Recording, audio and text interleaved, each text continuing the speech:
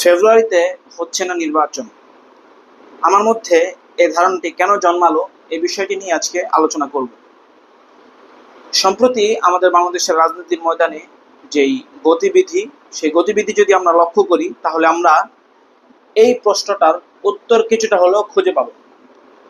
দেখেন, বাংলাদেশের যেই আগামী নির্বাচন নিয়ে যে একটা অস্থিরতা, সেই অস্থিরতা মধ্যে অনেকটা স্বস্তির বাতাস বইয়ে দিয়েছিল জনাব তারেক রহমানের সাথে বর্তমান সরকারের প্রধান উপদেষ্টা ডক্টর মোহাম্মদ ইউনূসের লন্ডনে যে বৈঠকটি অনুষ্ঠিত হয়েছিল সেই বৈঠকটি। কিন্তু আমরা পরক্ষণেই লক্ষ্য করলাম যে তার পরপর থেকেই বাংলাদেশের বর্তমানে কার্যত অপোজিশন যেই পার্টিগুলো রয়েছে, বাংলাদেশ জামাত ইসলামী, ইসলামী আন্দোলন বাংলাদেশ, বা জাতীয় নাগরিক পার্টি এনসিপি সহ আরও যারা রয়েছে, এরা সকলেই এই বৈঠকটার কিছু অংশ নিয়ে পজিটিভ আর কিছু অংশ নিয়ে নেগেটিভ একটা অবস্থানে রয়েছে। পজিটিভ অবস্থানগুলো হচ্ছে যে একটা দলের প্রধানের সাথে সেই রাষ্ট্রের প্রধান উপদেষ্টার বৈঠক হইতেই পারে, এটা অত্যন্ত স্বাভাবিক একটা বিষয়। বৈঠকে কি কথা হবে না কথা হবে এই বিষয়গুলো জাতির জানার অধিকার রয়েছে। কিন্তু সমস্যাটা যেই জায়গায় এসে ঘটেছে সেটি হচ্ছে সেই বৈঠকটির পরে প্রধান উপদেষ্টা এবং বিএনপির পক্ষ থেকে যৌথ একটা বিবৃতি দেওয়া হয়েছে এবং সেই বিবৃতিতে সবচেয়ে বিতর্কিত বর্তমানে যে ইস্যু, নির্বাচন ইস্যু, সেই নির্বাচন ইস্যুতে খানিকটা বিএনপির পক্ষপাতিত্ব হয়েছে বলে এমনটাই মনে করছেন বাংলাদেশ জামাত ইসলামী এবং ইসলামী আন্দোলন বাংলাদেশ এবং অন্যান্য দলগুলো। দেখেন, ওই দলগুলো যে একটা টাইমে নির্বাচন চেয়েছে, বিএনপি আরেকটা টাইমে নির্বাচন চাচ্ছে, বিষয়টা এমন নয়। ওই দলগুলো যদি এটা চাইতো যে নির্বাচনটা অমুক মাসে দিতে হবে, আর প্রধান উপদেষ্টা গিয়ে তারেক রহমানের সাথে বৈঠক করে অন্য একটা মাসে, অর্থাৎ তারেক রহমান যেমনটি চায় তার চাওয়ার কাছাকাছি একটা মাসে নির্বাচনের ডেট ঘোষণা করলো, তাহলে এখানে বিতর্কটা বিএনপির পক্ষে যাওয়ার একটা সম্ভাবনা ছিল। কারণ বিএনপি একটা বড় রাজনৈতিক দল, বাংলাদেশের বেশি জনগণের প্রতিনিধিত্ব তারা করে, সেই হিসেবে তাদের যেই রায়টা তাদের পছন্দ, সেই রায়টা অনুযায়ী প্রধান উপদেষ্টার রায় দেওয়ার একটা জায়গা ছিল, একটা অবস্থান ছিল। কিন্তু বিষয়টা কিন্তু এমনটি নয়। ইসলামী আন্দোলন বাংলাদেশ, জামাত ইসলামী, এনসিপি তারা কিন্তু নির্দিষ্ট কোনো মাসে নির্বাচন চাইছে না, যেমনটা বিএনপি ডিসেম্বরে নির্বাচন চেয়েছে। এরা বলছে না যে জুনে নির্বাচন দেন, এপ্রিল নির্বাচন দেন, অমুক টাইমে নির্বাচন দেন, তমুক টাইমে নির্বাচন দেন, এরা কিন্তু এমনটা বলছে না। এরা দুইটা দেয়াল তুলে দিচ্ছে নির্বাচনটার সামনে, একটা হচ্ছে বিচার আর একটা হচ্ছে সংস্কার। এই বিচার এবং সংস্কার মৌলিকভাবে করে এরপরে একটা নির্বাচনী একটা সমতা, সেই সমতাটা এনে লেভেল প্লেইং ফিল্ডটা তৈরি করে তারপরে নির্বাচনের দিকে আগাতে হবে, নির্বাচনটা দিতে হবে। অন্যথা নির্বাচনের জন্য যে একটা পরিবেশ, সেই পরিবেশ কখনো বাংলাদেশে তৈরি হবে না। এটা হচ্ছে এই দলগুলোর কথা। এখন দেখেন, আমরা যেটা তখন ভেবেছিলাম যে জনাব তারেক রহমানের সাথে বৈঠকের পরে ফেব্রুয়ারিতে যে কথাটা হয়েছে, যে ফেব্রুয়ারিতে তো জামাতের আমিরও একবার বলেছিলেন যে রমজানের আগে নির্বাচন হতে পারে। তো সেই হিসাবে যেহেতু সেই ডেটটাই রাখা হলো, অর্থাৎ ফেব্রুয়ারির শুরুর দিকে নির্বাচন হয়তো রমজানের আগেই নির্বাচনটি হচ্ছে। আর ইসলামী আন্দোলন বাংলাদেশ তো নির্বাচন নিয়ে তাদের তেমন কোনো ডেট নাই, এনসিপিরও নাই। এনসিপি তো বলে এসছে যে এই কাজগুলো করার পরে ডিসেম্বর থেকে জুন এর মধ্যে যে কোনো সময় নির্বাচন হতে পারে, তাদের কোনো আপত্তি নেই। সেই ক্ষেত্রে বাংলাদেশে অনেকেই আমরা মনে করেছিলাম যে হয়তোবা নির্বাচনকালীন যে একটা সংকট, যে একটা মতানৈক্য, দ্বিধাদ্বন্দ্ব, এটি হয়তোবা অনেকাংশে কেটে গেছে। কিন্তু বাস্তবে এর আমাদের চিন্তা ভাবনার ঠিক উল্টোটা প্রতিফলন হচ্ছে। দেখেন, গতকালকে ঐক্যমত কমিশনের একটা মিটিং ছিল। ঐক্যমত কমিশন একটা মিটিং ডেকেছে সব রাজনৈতিক দলগুলোকে নিয়ে। আমরা সবাই কম বেশি সহজে জানি, যেটা বুঝি সেটা হচ্ছে যে ঐক্যমত কমিশন হচ্ছে একটা কমিশন গঠন করা হয়েছে সব রাজনৈতিক দলগুলোকে নিয়ে, কি কি সংস্কার হবে, কি কি আগামী কোন ক্ষেত্রে কি সংস্কার আনা হবে, কি পরিবর্তন আনা হবে, এই বিষয়গুলো নিয়ে সকল দলের ঐক্যমত্যের ভিত্তিতে একটা সিদ্ধান্তে পৌঁছবে। কিন্তু আমরা আশ্চর্যের সাথে লক্ষ্য করলাম যে বাংলাদেশ জামাত ইসলামী কিন্তু সেই ঐক্যমত কমিশনের ডাকা বৈঠকটিকে একেবারে ঘোষণা দিয়ে বয়কট করেছে। তারা সেই বৈঠকে যায়নি। অন্যান্য দলরা গেলেও, ইসলামী আন্দোলন বাংলাদেশ, এনসিপি এরা গেলেও জামাত ইসলামী কিন্তু যায়নি। এর কারণ হিসেবে তারা বলেছে যে লন্ডনে প্রধান উপদেষ্টার সাথে ডক্টর মোহাম্মদ ইউনূসের সাথে তারেক রহমানের বৈঠকের পরে যে যৌথ বিবৃতিটি দেওয়া হয়েছে, এটি দেওয়া সরকারের জন্য উচিত হয়নি। সরকার এর দ্বারা একটা পক্ষপাতে চলে গেছে, তার যে নিরপেক্ষতা সে নিরপেক্ষতা হারিয়েছে। এখন জামাত এই বিষয়টার প্রতিবাদে তারা এই বৈঠকটিকে বয়কট করেছে। যে আপনি যখন ওখানে যে একটা সিদ্ধান্তের মধ্যে পৌঁছেই গেলেন, তাহলে আমাদেরকে ডেকে লাভ কি? নির্বাচন পারলে করে ফেলেন, আমাদেরকে ছাড়া যদি করতে পারেন। এরকম একটা ভাব, এরকম একটা অ্যাটিটিউড নিয়ে জামাত কালকের ওই বৈঠকটি বয়কট করেছে। এ হচ্ছে যে মুদ্রা পরিস্থিতি। আবার দেখেন যেটা হচ্ছে এখানে, যে জামাত কিন্তু বয়কট তো করেছে, এমনকি এই মাসের 21 তারিখে জামাত ইসলামী সমাবেশ ডাক দিয়েছে। সেই সমাবেশ এর মধ্যে জামাত ইসলাম মোটা দাগে দুইটা বিষয়কে সামনে রেখে সমাবেশ করবে, সেটা হচ্ছে সংস্কার, মৌলিক সংস্কার, বিচার এবং এরপরে নির্বাচন। একটা সুষ্ঠু পরিবেশ তৈরি করে এরপরে নির্বাচন। সংস্কার বিচার আগে, নির্বাচন পরে, এমন একটা দাবিতে জামাত সমাবেশ করবে।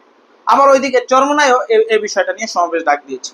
গতকালকের ওই কমিশনে চরমোনাই গেলেও কিন্তু চরমোনাই সেখান থেকে এসে তাদের যে বিএনপির সাথে তাদের সব বিষয়গুলো নিয়ে ঐক্যমত হয়ে গেছে এমনটা কিন্তু তারা সেখানে প্রকাশ করেনি। তারা কিন্তু একটা কথা বলেছে যে বাংলাদেশের বড় একটা শক্তি বর্তমানে বাংলাদেশ জামাত ইসলামী এই বৈঠকটা বয়কট করেছে। এর দ্বারা তারা বুঝিয়েছে এটা একটা কূটনীতিক ভাষা, রাজনীতির ভাষা।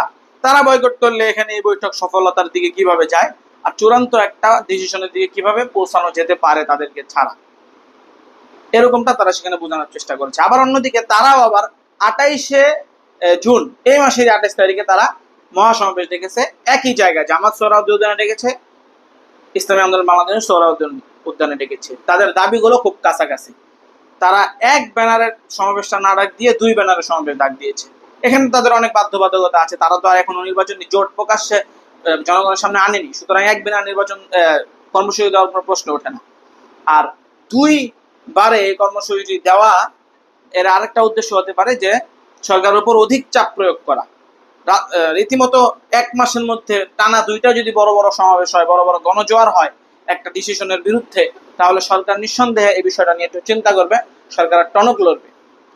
দেখেন, বাংলাদেশের মানুষ কিন্তু শেখ হাসিনার আমল থেকে এখন খুব খারাপ আছে এমনটা বলার কোনো সুযোগ নাই।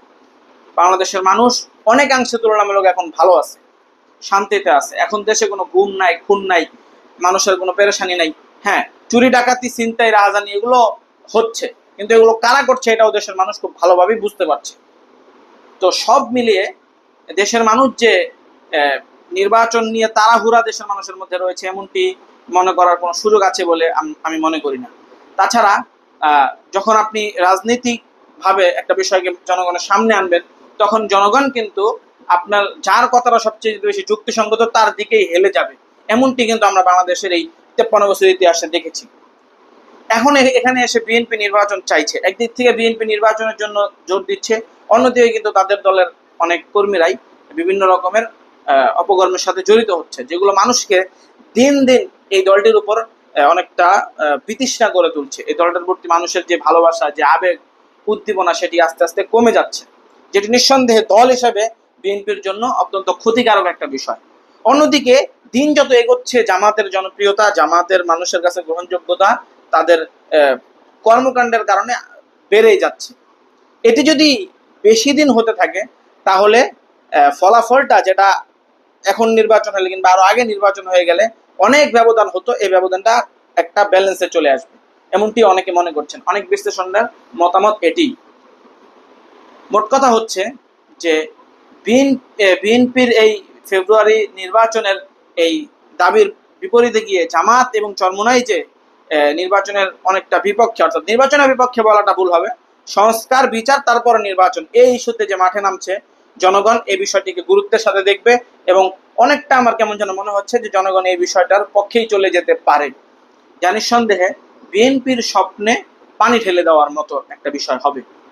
অন্যদিকে বিএনপি কিন্তু এখন এই বিষয়টি সামনে আনতে পারবে না যে সরকার নিরপেক্ষ অবস্থানে নাই। কারণ সরকারের নিরপেক্ষতা নিয়ে প্রথমে বিএনপি প্রশ্ন তুলেছে যে সরকার এনসিপির সাথে কথা বলছে, অমুক করে তমুক করে, এনসিপি সরকারের দল। বিএনপির এই যে রুমিন ফারহানা সহ আরো যারা টকশোতে কথা বলেন, তারা কিন্তু এগুলো বলতে বলতে মুখে ফেনা তুলে ফেলেছে যে এই সরকারের নিরপেক্ষ নয়, এই এনসিপির সরকারের দল। কিন্তু সরকার কিন্তু এই কথাটা অত্যন্ত খুব চতুরতার সাথে বন্ধ করতে সক্ষম হয়েছে।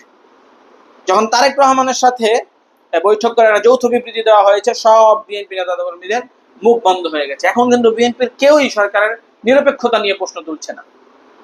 আবার আরেকটা জিনিস এখানে যেটা হয়েছে, বিএনপি ডিসেম্বরে নির্বাচন হওয়ার ব্যাপারে তাদের নেতা কর্মীদের মধ্যে যে একটা জোশ ছিল, যে যদি সরকার দাবি না মানে তাহলে আন্দোলন করে মাঠ গরম করে এই দাবি আদায় করে নিব যে কোনো ভাবে। যেমন ইশরাক হোসেন এখন নগর ভবন গায়ের জোরে দখল করে নিচ্ছে, এমনটা কিন্তু বিএনপি নেতা কর্মীদের মধ্যে একটা কি ছিল, একটা এই জোশ ছিল এরকমটি করার। সেটিও কিন্তু এখন অনেকটা স্থমিত হয়ে গেছে, একেবারে স্থবির হয়ে গিয়েছে। যে তাদেরকে কিন্তু সেই ডিসেম্বরে নির্বাচন চাওয়ার যে জোশ, যে উদ্দীপনা, সেটা থেকে কিন্তু ফিরিয়ে আনা গেছে, ঠান্ডা করে ফেলা গেছে। এখন এই ফেব্রুয়ারির নির্বাচনটাও অন্যরা অনিশ্চিত করে তুলছে। ফেব্রুয়ারিতে নির্বাচন হবে কিনা এই বিষয়টি এখন অনেকটা অনিশ্চয়তার মধ্যে পড়ে গিয়েছে অন্যান্যদের এই ধরনের আন্দোলন সংগ্রাম এবং তাদের এই সমাধান যুক্তিপাথ্য তুলে ধরার মধ্য দিয়ে। আবার এখানে অনেকে এভাবেও বলছেন যে নির্বাচন যখন চান তাহলে স্থানীয় সরকার নির্বাচন হোক, এটা একটা ভিন্ন বিতর্ক। স্থানীয় সরকার নির্বাচন তো ফেব্রুয়ারিতে নির্বাচন যদি হয়, স্থানীয় সরকার বিএনপিকে যদি জনগণ চায় তাহলে স্থানীয় সরকার নির্বাচন জনগণ বিএনপিকে বিজয় করবে, যদি জনগণ তাদেরকে সত্যিকারের অর্থে চেয়ে থাকে। এরকম একটা চালও এখানে চালা হতে পারে। মোট কথা, ফেব্রুয়ারি মাসে জাতীয় নির্বাচন নিয়ে আমাদের বিএনপির ভাই বোনেরা যারা এরকম আমরা একেবারে সুনিশ্চিত হয়ে গিয়েছি, তাদের এই সুনিশ্চয়তার মধ্যে অনেকটা পানি ঢেলে দিল জামাত এবং চরমোনাইয়ের এই কর্মকাণ্ডগুলো।